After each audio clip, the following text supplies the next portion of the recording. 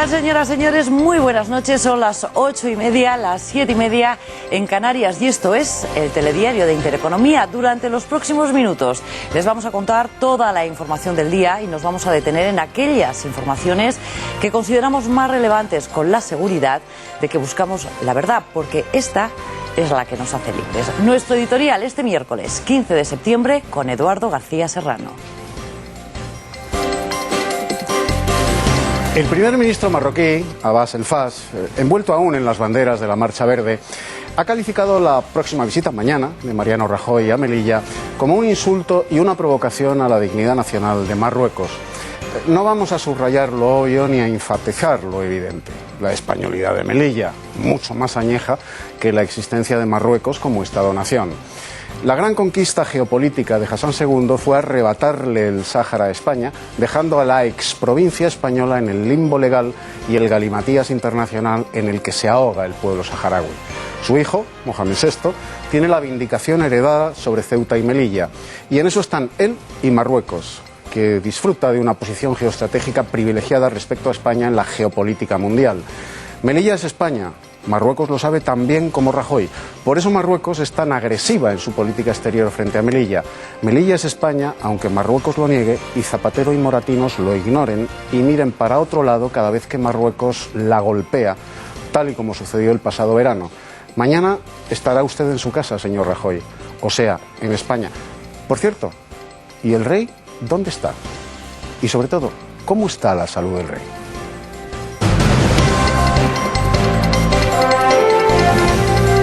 El Telediario de Intereconomía, con Pilar García de la Granja, José Javier Esparza y Eduardo García Serrano. Eduardo García Serrano, muy buenas noches. Buenas noches, Pilar. José Javier Esparza, muy buenas noches. Muy buenas noches a los dos. Bueno, ¿y cómo está la salud del rey? Todo el mundo habla del rey, ¿no? Gran misterio, efectivamente. Y ahí creo que la Casa del Rey se está equivocando en la forma de administrar la información, porque lo único que está consiguiendo es que haya una enorme cantidad de rumores. Y eso, en este caso, no es la antesala de la noticia que decía el clásico.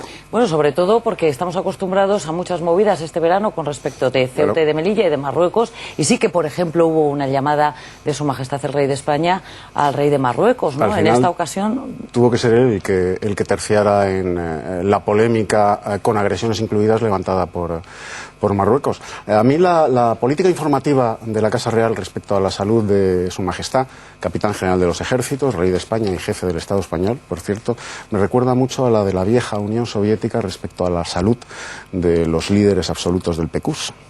Ya. En fin, nuestros titulares. Esperanza Aguirre convencida de que los sindicatos sabrán estar a la altura de las circunstancias y aceptarán el recorte de los liberados. También se ha referido a la actitud de los socialistas con una curiosa comparación.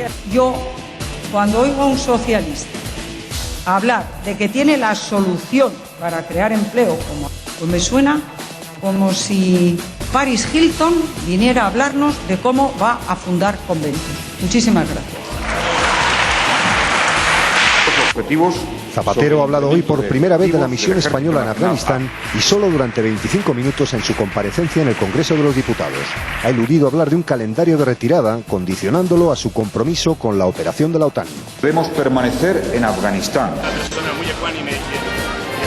El líder y candidato de Esquerra a la presidencia de la Generalitat, Joan Puigcercós, defiende que la independencia de Cataluña solo se puede lograr fuera de la legalidad española. Puigcercós invoca el ejemplo de Kosovo como precedente para la independencia de Cataluña. La película Lope es una de las 3 candidatas a representar a España en los Oscar. El film ha sido preseleccionado por la Academia de Cine Español para competir por el Oscar al mejor film de habla no inglesa.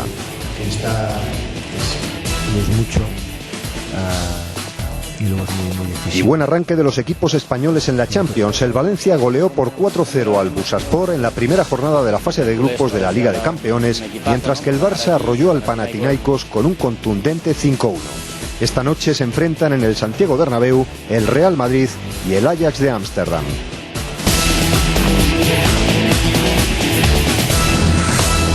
Pues iniciamos ya el repaso a la información de este miércoles con la bronca que se ha montado respecto de los liberados sindicales. La presidenta de la Comunidad de Madrid ha citado hoy a los sindicatos para iniciar las negociaciones y reducir de 3.350 a 1.420 los liberados antes de final de año. Escuchen. Hablar de que tiene la solución para crear empleo, como ha dicho la señora Menéndez o el señor Gómez, ¿sabe a lo que me suena? Pues me suena como si Paris Hilton viniera a hablarnos de cómo va a fundar conventos. Muchísimas gracias. Lo acaban de ver, la prensa nacional también ha recogido el guante del grupo Intereconomía y a menos de 2 semanas para la huelga general pone de manifiesto el coste que tiene para España tener 300.000 sindicalistas liberados que solo trabajan para el sindicato y a medias para las empresas. Antonio Pérez Lobato, muy buenas tardes. Muy buenas tardes. Se ha desatado la guerra de los liberados y eso que las hostilidades venían de largo. El Partido Popular registró la pregunta de cuántos hay en las administraciones del Estado. Lo hizo más de 100 veces y no recibió respuesta. La presidenta de Madrid lo único que ha hecho ha sido formalizar en guerra lo que hasta ahora no era sino salvas. Serán los propios sindicatos los que sabrán estar a la altura de las circunstancias y aceptar que en la nueva ley, que es el nuevo estatuto básico del empleado público, prevé una serie de cuestiones que hay que adoptar también en la Comunidad de Madrid. Yo creo que están los liberados que se establece por ley y en su consecuencia creo que son los que deben de estar. El ministro Corbacho ha respondido con la frase estándar, lo que dice la ley. Así respondió también las interpelaciones populares. Sin respuesta oficial nos quedan las conjeturas. La COE, los que pagan las nóminas, afirman que, si somos escrupulosos con la ley, en España hay 4.127 sindicalistas totalmente liberados, uno por cada 3.120 trabajadores. La propia patronal hace las cuentas y afirma que cuestan al conjunto de las empresas unos 250 millones de euros anuales.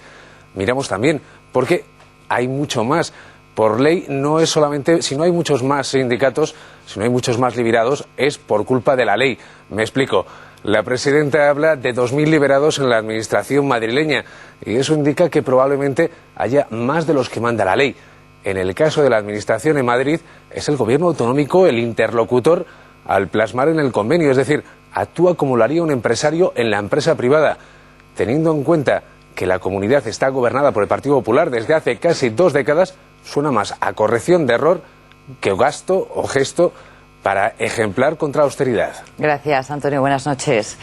En fin, ¿y ustedes qué creen? ¿Tiene razón Esperanza Aguirre cuando dice que hay que tener los liberados sindicales que reconoce la ley porque su coste para los contribuyentes no se corresponde con sus aportaciones? Hemos salido a la calle y les hemos querido preguntar su opinión. Si está soportada, perfecto, porque ahorra costes. Me parece muy bien, creo que es muy adecuada, hay que clarificar toda la situación de los liberados en las sociedades y en la administración de España y es una buena medida para recortar gastos para la administración. Me parece genial, pero que muy bien, sí, pero que quita a todos. Me parece fenomenal, maravillosa. Me parece correcto, de hecho es que me parece que va a eliminar bastante pocos. Lamentablemente en España la figura del liberado sindical está absolutamente corrupta. Yo trato con muchísimos de ellos y es una verdadera lástima en muchas ocasiones el uso que puedes ver que se hace del crédito horario sindical. Me parece una buena idea. Yo creo que es para reducir costes, es lo mejor que puedo hacer. Demasiado liberado sindical. Pues posiblemente sí, porque la mayoría de esos liberados no hacen nada, no trabajan y con la disculpa de estar ahí y tal, pues trabajan menos. Conozco algún caso. Estupendo, yo estoy con ello. Me parece muy bien que trabajen como los demás trabajamos.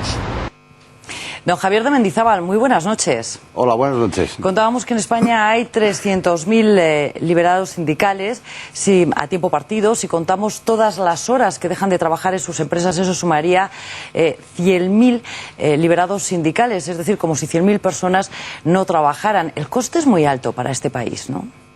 Sí, bueno, todo esto es una cuestión de un cómputo de horas, ¿no? O sea, hay como 300, no hay más de 300.000, hay 330.000 o más de 330.000 delegados sindicales. que, bueno, en función de las horas que se supone que trabajan para la defensa de los derechos de los trabajadores en sus propias empresas. Si ellos ceden una parte de esas horas a unos compañeros que se supone que entonces quedan liberados de trabajar y que trabajan, se supone, en el sindicato o en otros sitios, pero que les paga la empresa, ¿no? La empresa y la administración, ¿no? A partir de ahí, pues sí, efectivamente, no es que parezca excesivo, es que parece un poco demencial, ¿no? Demencial el número de gente que no trabaja o que se supone que trabaja para los derechos de los trabajadores en sus empresas y sobre todo en la administración, pero que realmente pues no se sabe muy bien lo que hacen, ¿no? Claro. Y sobre todo este es el tema, ¿no? Javier, una pregunta inquietante.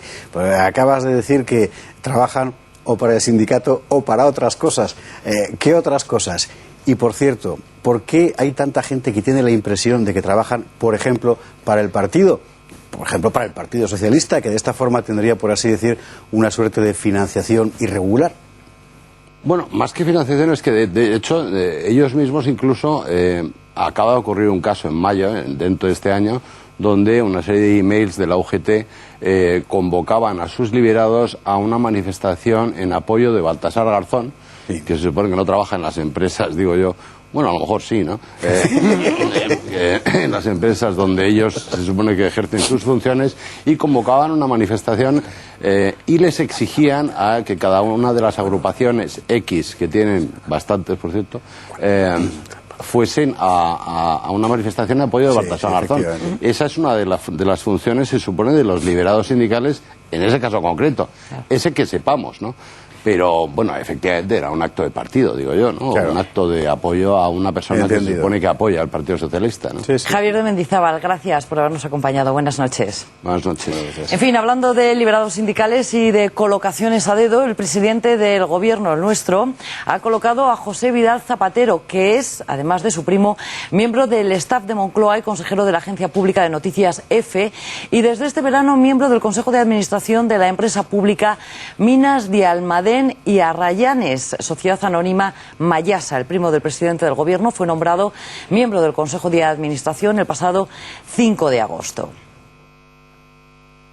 Y cuando no se coloca al primo, pues se le da una subvención de 10 millones de euros, 1.600 millones de euros de las antiguas pesetas, a la empresa en donde trabaja su hija. Nos referimos al vicepresidente del Gobierno tercero, a Manuel Chávez, y al caso Matza. El vicepresidente tercero ha dicho hoy que es todo un montaje del Partido Popular.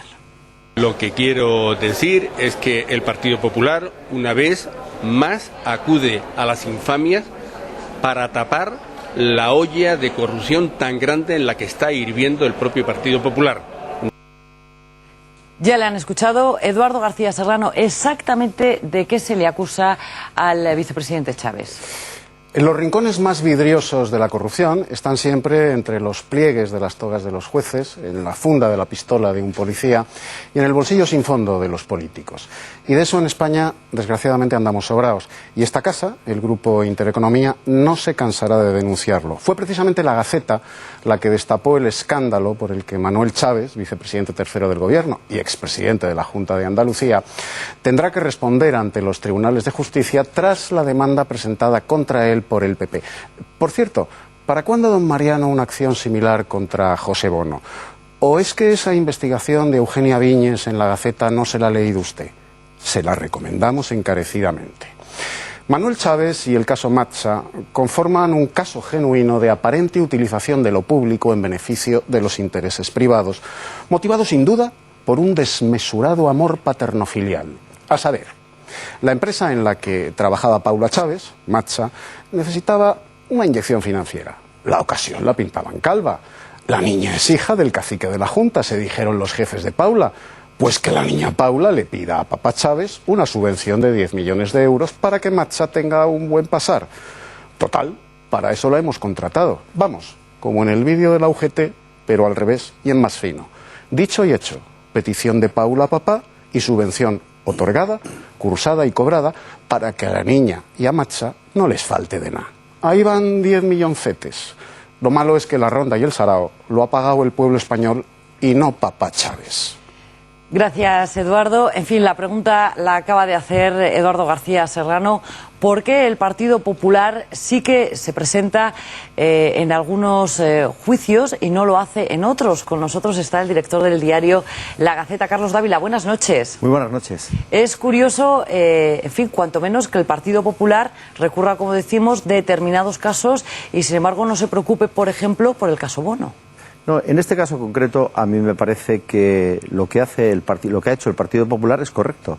Es decir, pide que se le interrogue al presidente de la Junta, lo decía hace un momento Eduardo García Serrano, que se le interrogue perfectamente, adecuadamente, para saber qué es lo que hizo, qué responsabilidad, porque si está afecto o no afecto a la ley de incompatibilidades. Evidentemente, en el caso Bono, yo creo que están mareando la perdiz. No todos están mareando la perdiz. Yo revelaré aquí que durante algún tiempo tanto el presidente del Partido Popular, Mariano Rajoy, como su secretaria general me dijeron que iban a presentar una querella en el caso Bono. ¿Por qué no lo han hecho?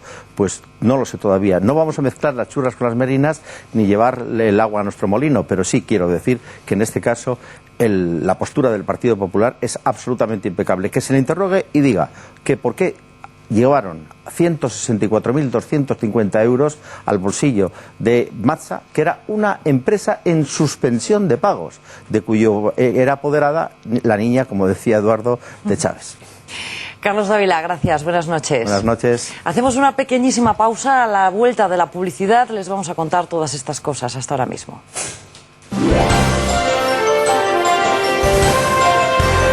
Zapatero asegura que las tropas españolas seguirán en Afganistán hasta que el país deje de ser una amenaza internacional. Rajoy le critica y pide una explicación clara del por qué y el para qué tenemos una fuerza desplegada en ese país. Ariel Ticona, uno de los mineros chilenos encerrados a 700 metros de profundidad, tiene más motivos para sobrevivir. Recibe la noticia del nacimiento de su hija, llamada Esperanza, en honor del campamento de familiares. Ticona podrá ver cómo nace en un vídeo que le van a enviar.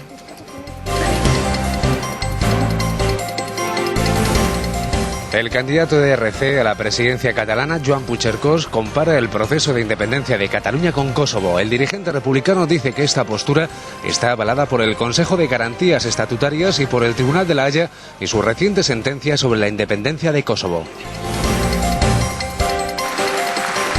Botín dice que imponer un impuesto a la banca obstaculizará la recuperación económica. El presidente del Santander aboga porque las entidades que han recibido ayudas públicas durante la crisis devuelvan dichos fondos.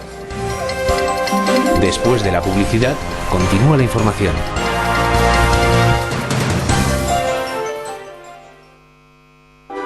Descubre Intereconomía. Más y mejor.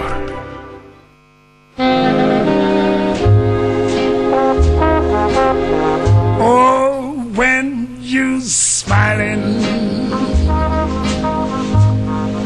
when you smiling, the whole world smiles with you, baby. A ver, los de ciudad, esta es una oveja churra y esta es una oveja merina. Se parecen, pero son muy distintas, como las cuentas nómina. Unas te cobran comisiones y la cuenta nómina de ING Direct te devuelve dinero de tus recibos todos los meses. Cuenta nómina del banco ING Direct. Ven a tu oficina o entra en ingdirect.es. ¿Qué hace un fresco como yo cuando se encuentra con otro fresco? ¿Y otro fresco? ¿Y más frescos? ¡Música!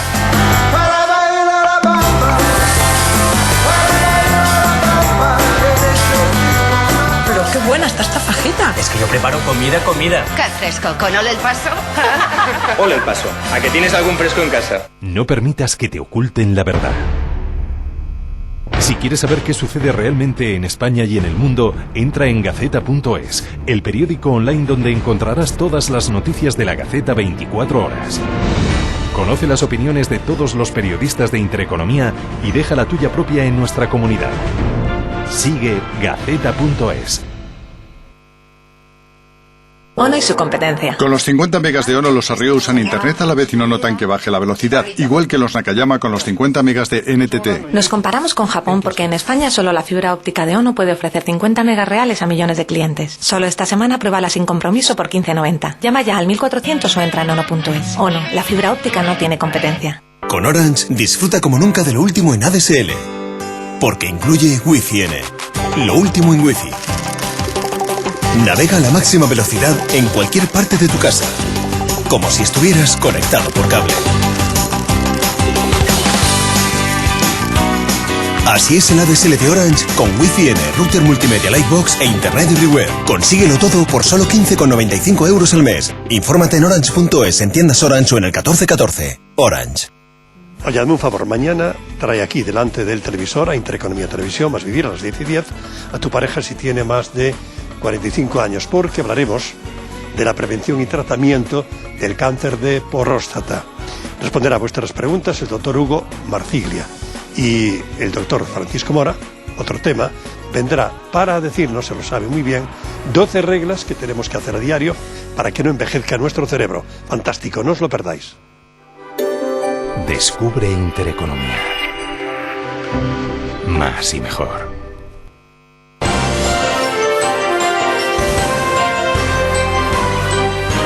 Son las 9:10 de la noche, día duro hoy para el presidente del Gobierno, Rodríguez Zapatero, que sí ha tenido que enfrentar en el Congreso de los Diputados a todos los grupos parlamentarios para defender la presencia de las tropas españolas en Afganistán. Esto ha sido lo que ha dicho el presidente.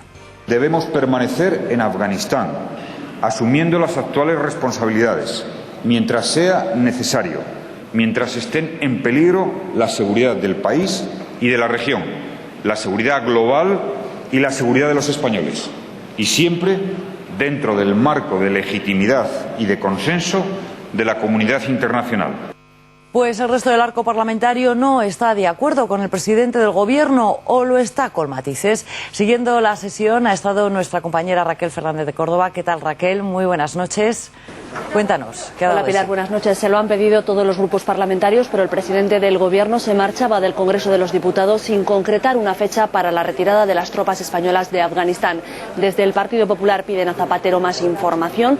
Desde Convergencia y Unión consideran que ha llegado el momento de la negociación. Mariano Rajoy demanda del presidente del Gobierno más información sobre lo que hacen nuestras tropas en Afganistán. Para el líder de la oposición, España es la democracia peor informada de lo que allí ocurre. La misión de Afganistán necesita claridad, decir la verdad. Si estamos allí es porque se supone que creemos estar allí, que debemos de estar allí, y eso hay que explicarlo para que la gente lo sepa y pueda pensar que es una buena decisión la que hemos tomado. En concreto, nos importa que nos explique si viven allí en unas circunstancias comparables a las que se suele dar en una guerra o no, si han de ir pertrechados como si fueran a una guerra o no, si están expuestos a los mismos peligros que pudieran darse en una guerra o no, si pueden perder la vida como se suele perder en una guerra o no. La mayoría de los grupos parlamentarios se han unido hoy para pedir al Gobierno un calendario de retirada de las tropas de Afganistán, mientras que Convergencia y Unión ha apostado por explorar la negociación con los talibanes para acabar con un conflicto que no resuelven tácticas militares. En fin, pues lo último que sabemos, o no, es una broma, esto es verdad, es que el jefe de la Fuerza Internacional, el general Petraeus, ha felicitado a los soldados españoles. Pero atención, porque esa felicitación demuestra una cosa: la misión de los españoles dista de ser una misión pacífica. Las tropas españolas destinadas en Afganistán han recibido la felicitación del jefe de la Fuerza Internacional en ese país, el general norteamericano David Petraeus. El jefe de la Fuerza Internacional destaca en los soldados españoles su habilidad para establecer comunicación con los líderes locales y las fuerzas de seguridad afganas. No es, sin embargo, una misión pacífica. Los propios mandos del contingente español describen cómo en su camino hacia el norte se ven hostigados con frecuencia por fuego enemigo. Los talibán que controlaban el territorio están dispuestos a impedir que la Fuerza Internacional establezca posiciones sólidas. En este momento, el principal trabajo de la Fuerza Española consiste en proteger la construcción de una carretera, la Ring Road, que conecta las principales ciudades de Afganistán y es clave para asegurar el control del territorio. Todos los ojos están puestos ahora en un punto, la ciudad de Bala Morhab, bastión de los talibán en el noroeste de Afganistán. Es la misma zona en la que recientemente eran asesinados 2 guardias civiles españoles. Son ya 94 las bajas españolas en este conflicto, que la ministra de Defensa sigue definiendo como misión de paz. Como Defensa calla sobre este asunto, nos ha parecido importante preguntarnos qué hacemos los españoles en Afganistán, cuándo empezó todo y si es preciso que sigamos estando ahí. José Javier Esparza. Pues sí es preciso que sigamos estando ahí. Vamos a recordar lo fundamental, que esta guerra empezó en el año 2001, después de los atentados del 11S. En Afganistán gobernaba un grupo fundamentalista islámico, los talibanes, que quiere decir estudiantes, son estudiantes del Corán, y estos talibanes habían implantado una dictadura integrista en el país. Para derribarlos se formó una alianza internacional con mandato de la ONU que descabezó a los talibanes. Estos fueron derrotados políticamente, pero no militarmente, porque siguen controlando distintas zonas del país. Afganistán es un país muy extenso, más grande que España, pero con la mitad de población y amplios espacios vacíos, con una orografía endiablada. En los mapas lo estamos viendo. Por eso es tan difícil controlar el territorio. Los talibanes optaron desde el principio por hacer guerra de guerrillas y por eso es imposible distinguir allí la guerra de la paz. ¿Cómo se neutraliza ese peligro? Bueno, pues para ello es fundamental garantizar las comunicaciones. Y esa es la misión de esta carretera, la Ring Road, que los españoles estamos protegiendo en la provincia de Bagdís, un cauce fluvial encajado entre montañas desérticas. Es precisamente ahí donde están nuestros soldados. Muchas gracias.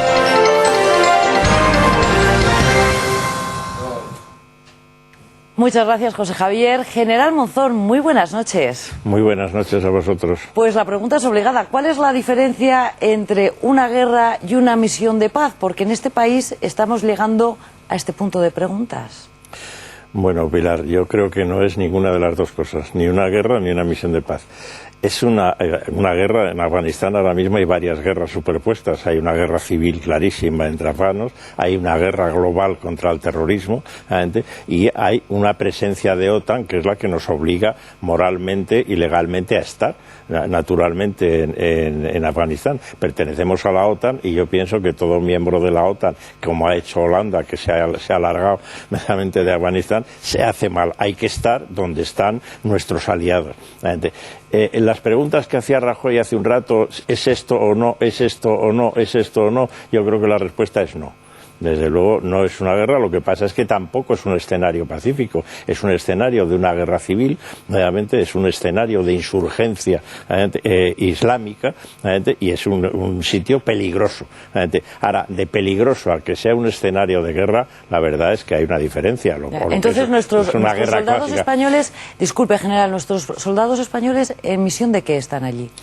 Yo creo que están en misión de colaboración, verdaderamente, con las unidades que de verdad están combatiendo. Las unidades norteamericanas, muchas unidades norteamericanas y unidades británicas sí están combatiendo. Hay escenarios de combate que se están librando auténticos combates. Los nuestros no, los nuestros están cooperando de una manera pacífica y de una manera que los españoles, como ha reconocido el general Petraeus, hacemos muy bien, que es el conectar realmente con la gente local. Con la gente local, el español es más simpático y amable de la media internacional y eso lo sabe hacer. Pero están corriendo un riesgo clarísimo, verdaderamente, de hostigamiento. General, gracias. Buenas noches. Buenas noches. José Javier.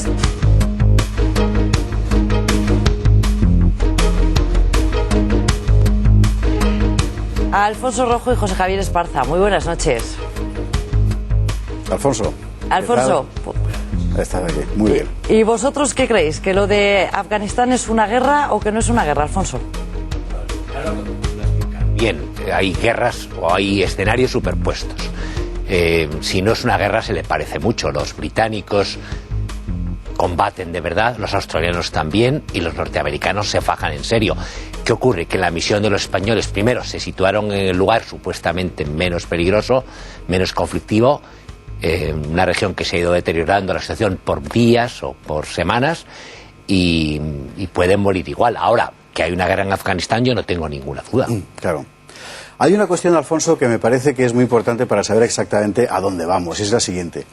A mí me da la impresión, y a lo mejor solo es una impresión personal, de que este problema se está dilatando tanto porque tiene un objetivo político que es excesivamente ambicioso, a saber, ese de instalar en Afganistán una especie de democracia a la europea. Hubo unas elecciones presidenciales hace unos años que fueron un desastre, hay otras este fin de semana, parece que serán también un desastre, y yo me pregunto, desde tu punto de vista, tú que has estado allí a pie de obra, ¿verdad?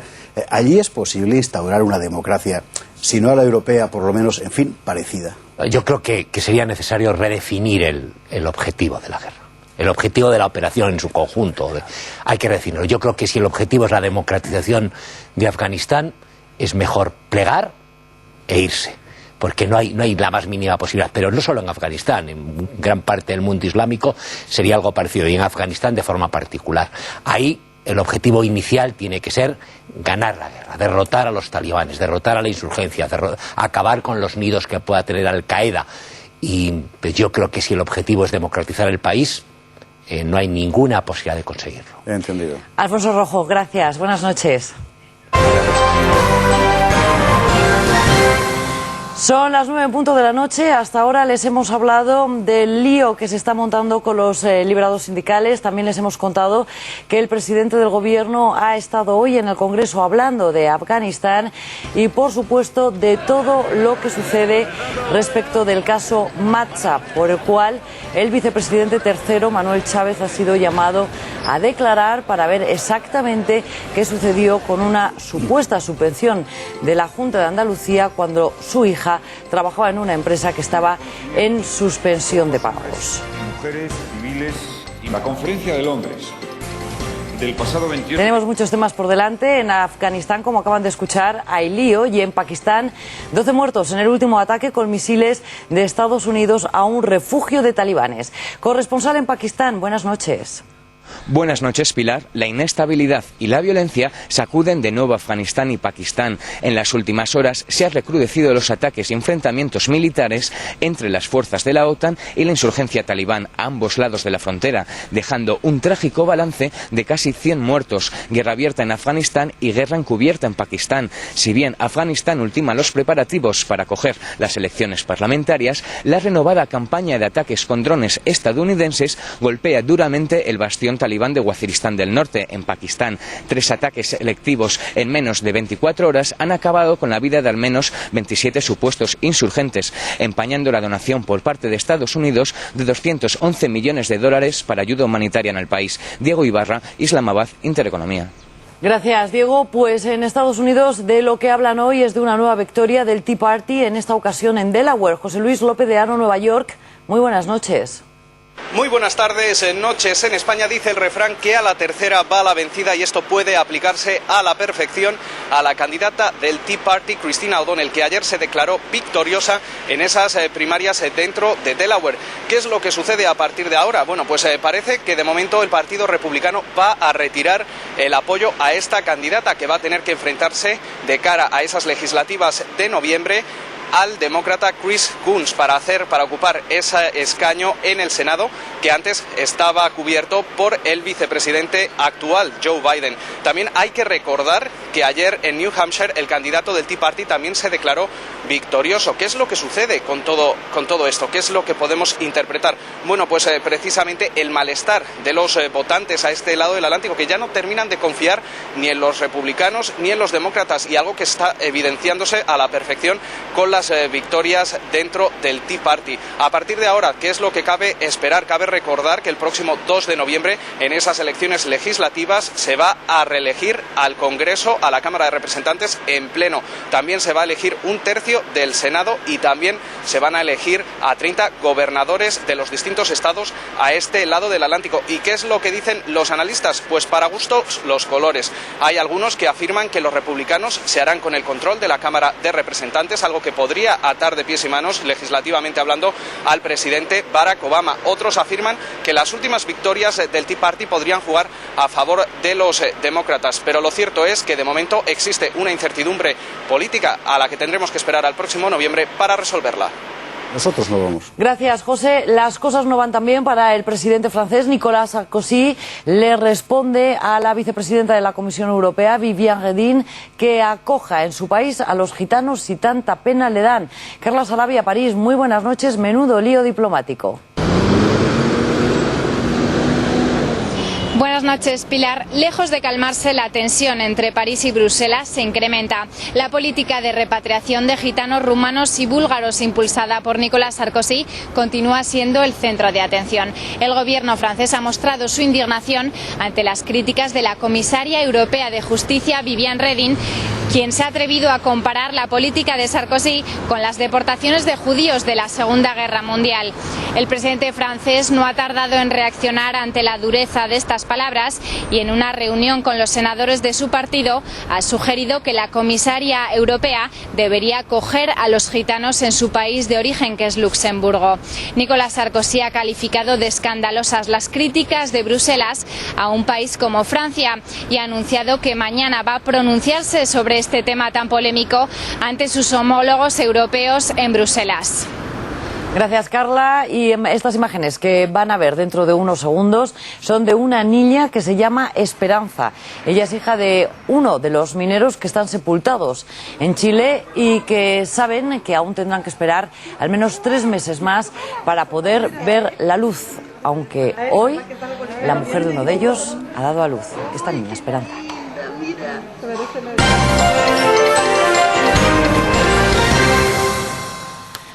Más cosas. Joan Puigcercós, candidato a la Generalidad de Cataluña por RC, por Esquerra Republicana de Cataluña, ha dicho en declaraciones a Catalunya Radio lo que van a escuchar en unos instantes. La ley de consultas, ¿para qué nos sirve? Nos sirve para fijar un mecanismo, para mover a la gente, para mover conciencias, para recoger, y evidentemente habrá un momento cuando este país tenga mayoría política, se tendrá que hacer un paso adelante fuera de la legalidad española. De lo que se deduce que Esquerra Republicana calienta motores independentistas antes de las elecciones catalanas. Francisco Pou, muy buenas noches. Buenas noches, Pilar. Tú dirás. Bien, a mí me venía a la cabeza un reciente estudio del Centro de Estudios de Opinión de la Generalitat, donde cuantificaba que un 3,1% de los catalanes son los que están realmente interesados por el estatut. Es decir, la población, y recogía el estudio, está interesada por temas como el paro o la precariedad laboral. ¿Qué es lo que nos está pasando? ¿Qué es lo que estamos viendo? Que cuando un partido, una formación, llega a unas elecciones y no tiene respuestas concretas que dar a los problemas reales, inventa fábulas. Se echa al monte. Lo que está haciendo aquí Puigcercós es echarse al monte con la historia, construyendo un mito, como estamos acostumbrados en las falsificaciones históricas que estamos viendo continuamente, pero aquí llegando muy cerca a la realidad de Kosovo, que es que la tenemos muy cerca y conocemos las decenas de miles de muertos que nos ha dejado atrás. Gracias, Francisco Pou. Muy buenas noches. Buenas noches, Pilar. En fin, hacía referencia a Kosovo, así están las cosas. El líder de RC también hacía referencia a Kosovo, no ha sido hoy, pero sí el pasado verano. Hemos querido que ustedes recordaran la historia de Kosovo, un país, por cierto, que España no reconoce como independiente. Raquel Martín Portugués, muy buenas noches. Buenas noches, Pilar. Cuéntanos. Bueno, brevemente, lo primero que tenemos que tener en cuenta es que la provincia de Kosovo es territorio serbio y que los albaneses son de origen musulmán. Bien, tras la Segunda Guerra Mundial se reconoce la República de Yugoslavia. Con el mariscal Tito supo llevar con mano dura hasta 1980. En el 74, cuando Tito crea la República Socialista de Kosovo, pero siempre integrada dentro de la yugoslava. Con su muerte, los albanos kosovares reclaman el reconocimiento de esta república y su situación se agrava con la llegada de Milosevic al poder, que les despoja completamente de esta autonomía. Serbia reconoce entonces, se responde contra la fundación de la República en el 92 y empiezan a comenzar las matanzas. Interviene la OTAN, que termina por imponer una fuerza de 50.000 hombres hasta que termina la guerra a mediados del año 99, cuando se acordó transferir al gobierno las provincias a las Naciones Unidas. En el 2006 comenzaron las negociaciones internacionales para determinar el estatuto final de Kosovo y 2 años después se declara unilateralmente independiente. Gracias, Raquel. Buenas noches. Hasta luego. ¿Y vosotros qué creéis? ¿Que puede repetirse el caso de Kosovo en Cataluña o no? Este informe que acaba de contarnos Raquel es extraordinariamente ilustrativo. Es decir, no tiene nada que ver la historia de Kosovo con la historia de Cataluña. Pero sí es verdad que el precedente legal porque fue un gran error, por cierto, puede empujar ahora a alguien a invocar el ejemplo de Kosovo para aplicarlo a cualquier punto de Europa. Eduardo, la ONU dijo que ni hablar, que era que era simplemente este caso y ni un caso más. Sí, pero cuando se hace una excepción, los que anhelan lo mismo de lo que se ha beneficiado el destinatario de esa excepción, se agarran a esa excepción.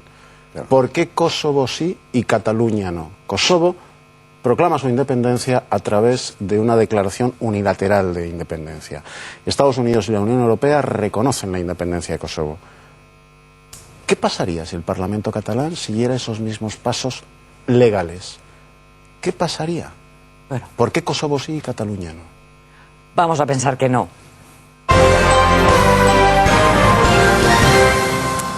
En materia puramente económica, les contamos ya la actualidad del día. Emilio Botín, el presidente del Banco Santander, no está de acuerdo con poner la tasa a los bancos. Escuchen. Pensar que un impuesto especial a la banca va a servir para reforzar el sistema financiero es un error. Este impuesto sería un obstáculo para la recuperación económica. El presidente de la CECA, de la Confederación de las Cajas de Ahorros, y de la Caixa, Isidro Fainé, está de acuerdo con estas apreciaciones de Emilio Botín y además puntualiza que espera que no tengan problemas económicos las cajas de ahorros en los próximos meses, aunque la situación económica sigue siendo delicada. Eduardo Castillo, muy buenas noches. Buenas noches, Pilar. ¿Todos tranquilos con las cajas de ahorros? Bueno, pues de momento, y tal y como ha dicho el presidente de la Confederación Española de Cajas de Ahorro, hasta el 31 de diciembre de este año no se van a registrar pérdidas en ninguna de las cajas que conforman el mapa financiero español. Una cosa son pérdidas y otra menos beneficios, que es lo que se ha venido registrando desde hace ya varios meses. Sin embargo, el futuro efectivamente es incierto porque a día de hoy todavía algunas cajas de ahorro están tratando de perfilar cuál va a ser su futuro a través de estas fusiones, por ejemplo, virtuales. Y mientras esto ocurre, mientras acaban de firmar definitivamente esos compromisos, está sucediendo que la economía española no acaba de recuperarse. Por lo tanto, sin duda alguna, va a acabar afectando a la evolución de sus balances. Por otro lado, lo hemos oído hace un instante, se va a aplicar una tasa bancaria que, en definitiva, va a afectar también a la evolución de sus cuentas. Y, en tercer lugar, hace unos pocos días se aprobó una nueva normativa, Basilea III, que en un futuro les va a obligar a provisionar más capitales, lo que también, en definitiva, les va a hacer que, tengan que revisar sus cuentas. Si a todo esto le sumamos que, por un lado, están pensando si crear un banco caja y, por otro, que los bancos ya han dicho claramente que van a tratar de arañar el negocio de las cajas de ahorro, lo que se conoce como la guerra del pasivo, es muy probable que en los próximos meses cambie el panorama no solo del mapa financiero en el sector de las cajas de ahorro, sino de sus cuentas, porque, insisto, se enfrentan a unos retos bastante complicados. Ha quedado perfectamente claro. Gracias, Eduardo Castillo. Buenas noches. En fin, y nos vamos hasta Alcalá de Henares. Allí se está presentando el libro Mercado o Estado, de Lorenzo Bernardo de Quirós y de Jordi Sevilla. Y está nuestra compañera Lolo García. Buenas noches, Lolo.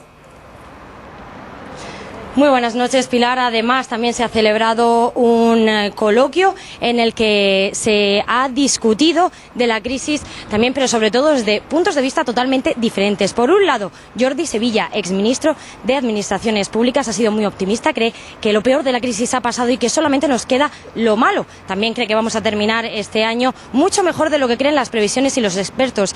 Y por último, considera que el secreto de todo es que el gobierno y la oposición discutan para poder llegar a un punto común. Por otro lado, en el otro extremo se ha encontrado Lorenzo Bernal de Quirós, que ha sido un poquito más pesimista, cree que la situación en nuestro país es totalmente desoladora y que todo esto se suma también a un sistema económico e institucional totalmente anticuado. Dentro de esta polémica de la crisis, los recortes, les hemos querido preguntar qué opinaban sobre las declaraciones de la presidenta de la Comunidad de Madrid, Esperanza Aguirre, sobre los recortes de los liberados sindicales. Lo que han contestado en la misma línea, totalmente contrapuesto.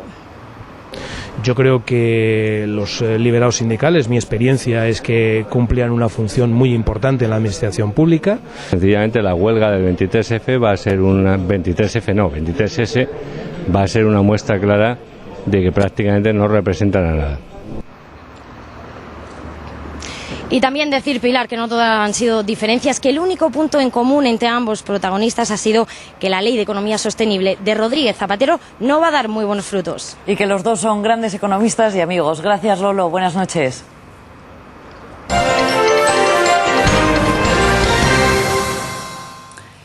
En fin, imagino que este lunes muchos de sus hijos comenzaban el colegio. Este año el Gobierno, además de Educación para la Ciudadanía, a la que ya nos tienen acostumbrados, incide en la educación sexual a partir de los más pequeños, de los 3 años. ¿Saben ustedes cómo responder a sus hijos cuando lleguen a casa con 4 añitos o con 5 años hablando de sexo? Pues está con nosotros esta noche Eduardo García, él es consejero de CONCAPA. Señor García, muy buenas noches. Buenas noches. Porque el curso se presenta complicado para muchos padres y para muchas familias. Sí, por mucho tiempo además. Eso de que estamos acostumbrados a educación para la ciudadanía, realmente no estamos acostumbrados a educación para la ciudadanía y de hecho vamos a luchar porque eso salga de lo que es el currículo escolar, porque eso es un adoctrinamiento ideológico. Estábamos acostumbrados en el discurso oficial. Es Ya. lo que decía. El nuevo discurso, o lo nuevo que viene en este curso, es la educación sexual para niños pequeños, ¿no? Sí, esa es otra variante, no solamente en la educación sexual, sino también en otras asignaturas. Tratan de introducir, bueno, pues un pensamiento concreto, va desde la biología a otro tipo de temas.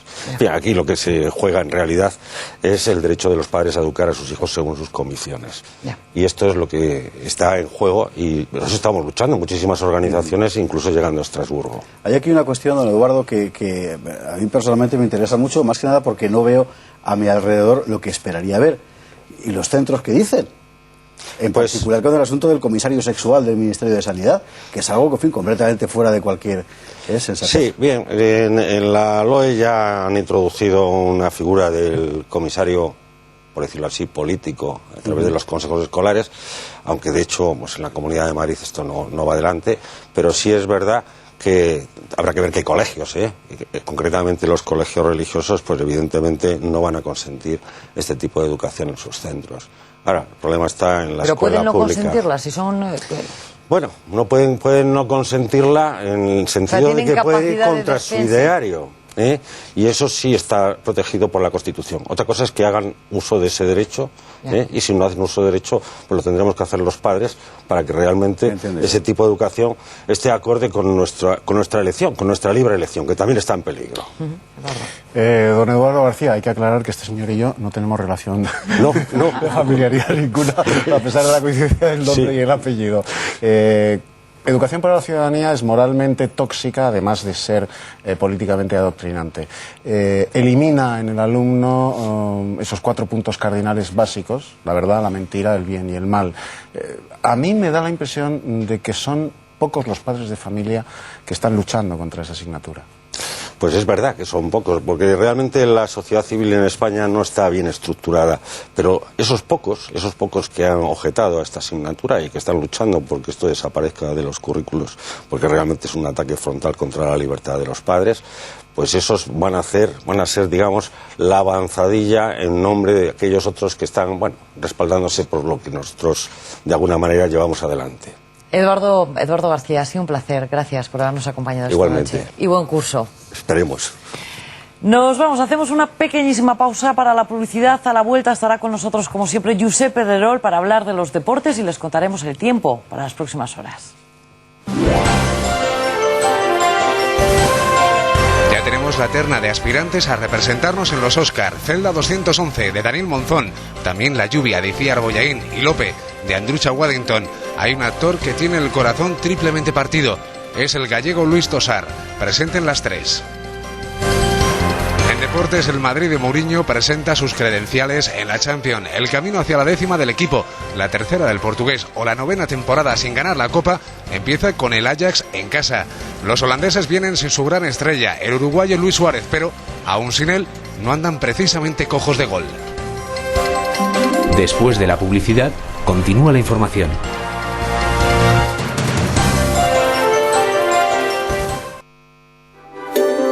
Descubre Intereconomía. Más y mejor. Con Orange disfruta como nunca de lo último en ADSL.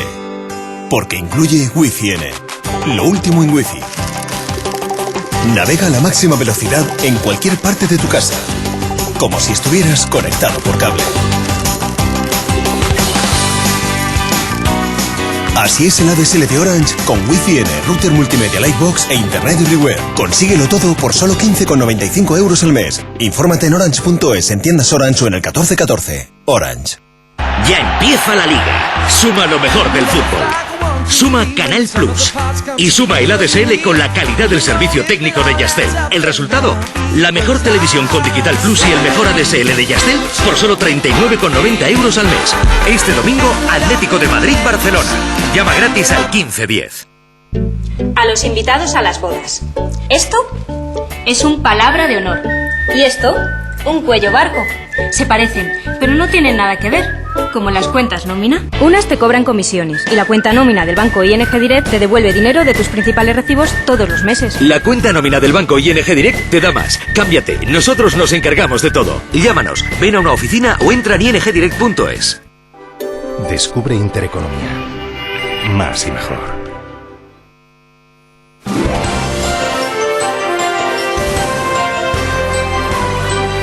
Son las 9:20 de la noche, tiempo para presentarles la realidad que nos presenta la orilla izquierda. Gonzalo Vans, buenas noches. Muy buenas noches, señores del Telediario. Pues hoy vamos a analizar lo que nos trae el telediario público que todos pagamos, con las imágenes de cómo trata los casos de corrupción y también, como ven, el diario El País. Cómo trata la visita del Papa a Inglaterra, que va a llegar mañana, primero a Escocia, y después cómo lo trata el telediario de Televisión Española. Lo vemos en el siguiente reportaje.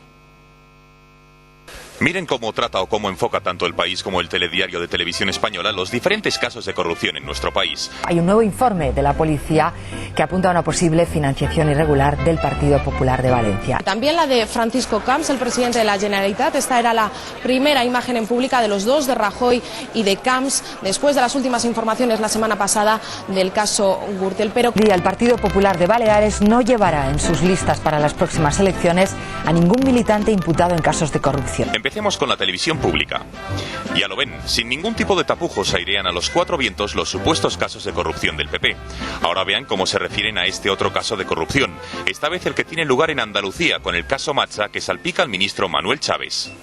La citación del vicepresidente Manuel Chávez para que declare como testigo en el proceso contencioso administrativo sobre el caso Macha. ¿Han escuchado la palabra corrupción en algún momento?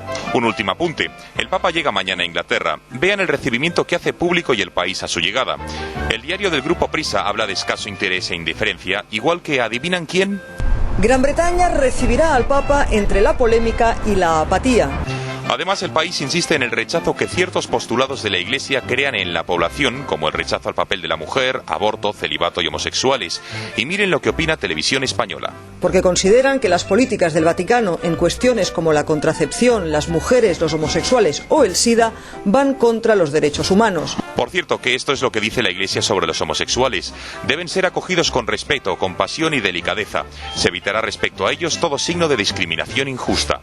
Lo único que condena es la práctica y proselitismo homosexual, ya que dice que los actos homosexuales son intrínsecamente desordenados. Gracias, Gonzalo. Buenas noches. En fin, y de la orilla izquierda al centro, con Josep Pedrerol, que ya está aquí con nosotros, que bien me ha quedado. Bueno, sí, ha quedado al centro. Centro chut o delantero centro. Y si además ya digo que ayer goleó el Barça y que estáis todos encantados, y el Valencia, también, y que va ganando hoy el Real Madrid, ya parece incluso que me he leído algo. Sí, parece que te has informado de algo o alguien te lo ha contado bien. Es verdad que seguro que ha sido del centro.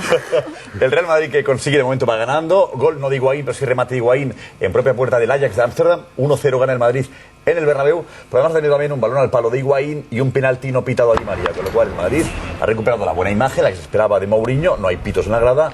La gente está satisfecha y con Özil como el autor, o digamos que el jugador que está provocando el buen juego del equipo madridista. Özil. Y además en el palco ha habido también, en el palco está Rafa Nadal viendo el partido. Así ya está aquí, ya ha vuelto. Hoy 8 de la mañana, estaba ya en Barajas, y que ha recibido una ovación que ha durado como 3 minutos, casi 3 minutos de Bernabéu, ovacionando a Rafa Nadal. Así, seguramente el mejor deportista de todos los tiempos, aunque a él le cuesta reconocerlo. Claro. Yo no te puedo decir que yo soy el mejor deportista español de la historia, porque primero, no tengo ni idea, y segundo, que me parecería de una arrogancia bastante grande.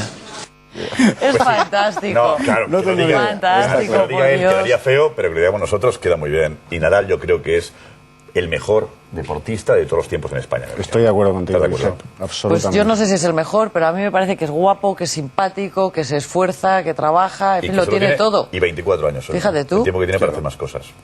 Un grande. José Javier, ¿tiene alguna duda? Lo tenemos aquí cualquier día en el telediario de Intereconomía. Cuando queráis, no me lo habéis dicho, si me lo pedís, está aquí cuando queráis. Esta noche te vemos en Punto Pelota. A las 12. Gracias, Josep. Buenas noches. ¿Y qué tiempo tenemos para mañana?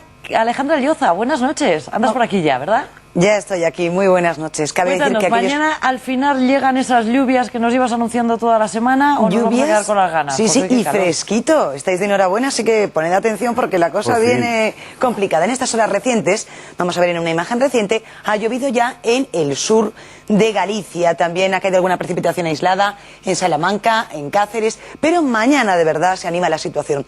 Vean cómo desde puntos occidentales a puntos orientales las nubes se van a ir generando. Tenemos una vaguada con un núcleo de aire frío que va a provocar esta situación tan revuelta. Con detalle, vemos esa previsión que nos habla de precipitaciones más intensas en el noroeste peninsular, también en el Golfo de Cádiz, que por la tarde se extenderán incluso al área de Levante, donde pueden ser algo más aisladas. En Baleares se libran de esta situación y también en Canarias, aunque los vientos del norte serán fuertes. Vemos cómo esas temperaturas van a descender y ponemos algunos ejemplos. Hoy, por ejemplo, en Oviedo se conquistaban los 27 grados, mañana 21 y el viernes, en las puertas del fin de semana, tan solo 18.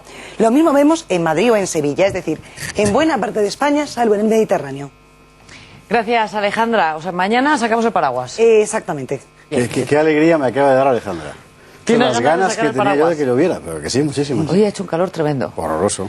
En fin, y si no quieren salir de casa porque no se quieren mojar, tienen dos opciones. Una, leer el libro que le vamos a recomendar dentro de unos instantes, o dos, irse al cine. Porque otra de las imágenes del día es la película coproducida por esta casa, Lope, que ha sido preseleccionada para competir en los Oscars de Hollywood junto con otras dos cintas, otras dos películas, Celda 221 y también La lluvia.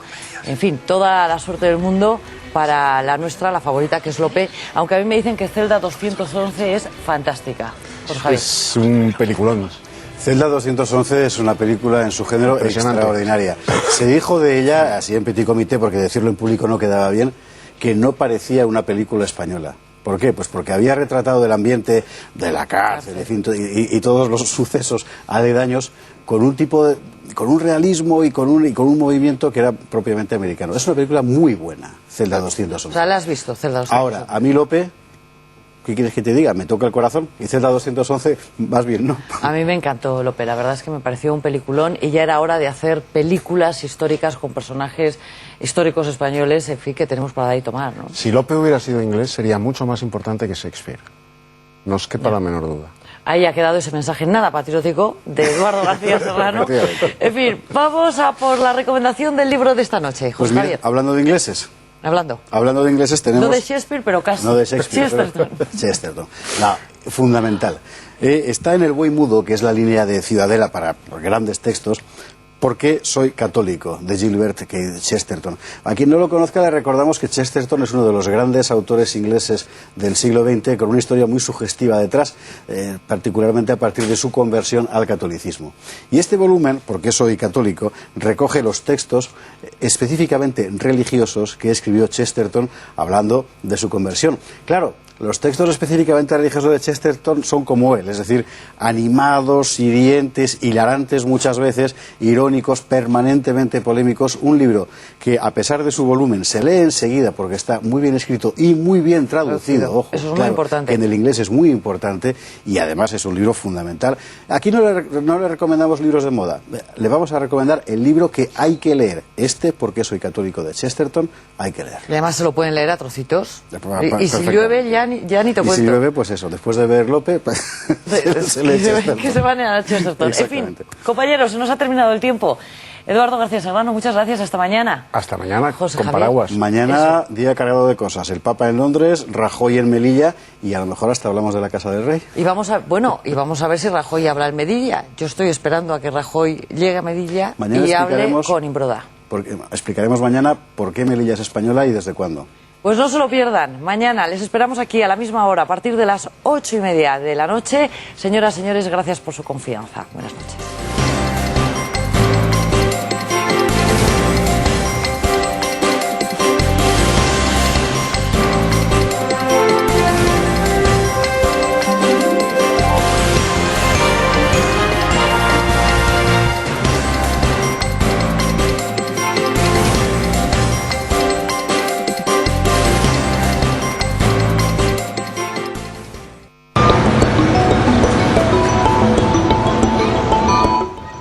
creía que ese precio era mentira. Sería un problema de... El precio que no te creías está en Mafre. Entra en la web y podrás ganar tu seguro gratis.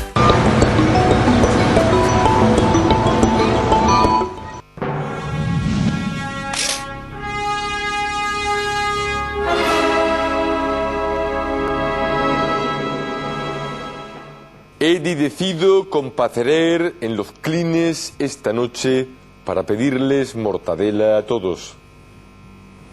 He decidido comparecer en los clones esta noche para pedirles fortaleza a todos. Es necesario tener mortadela. Es necesario tener fortaleza. Fortaleza. No podemos desanimarnos. Hay que sacar chópez. No podemos desanimarnos. Hay que sacar pecho. El contubernio está consiguiendo que salgamos de la crisis. El gobierno está consiguiendo que salgamos de la crisis, dice. Yo no sé a ti, pero a mí el señor Chávez me trae frita cada vez que viene al programa. Ahora, por ejemplo,